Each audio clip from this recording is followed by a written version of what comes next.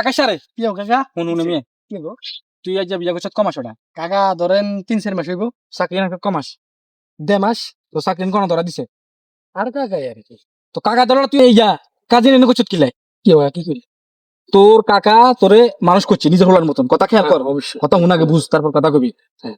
তোর কথা চিন্তা করি তারা কি বাচ্চা কাচ্চা নেই না হ্যাঁ। 2-3 বছর তুই তোর মামা দুজন মারা গেছে হ্যাঁ।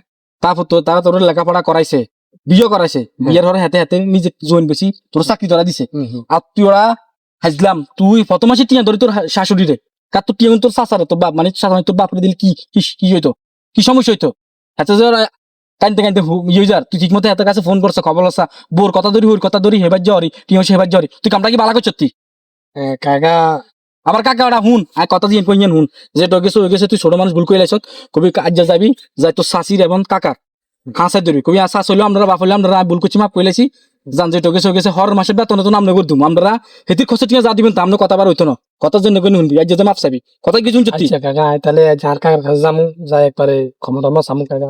আর ইন করছে কি বালা মানুষের কাম নয় এর মন রাখবি কে মানুষ করছে আগে আচ্ছা কাকা আচ্ছা। তো ঠিক আছে বালা থাক মন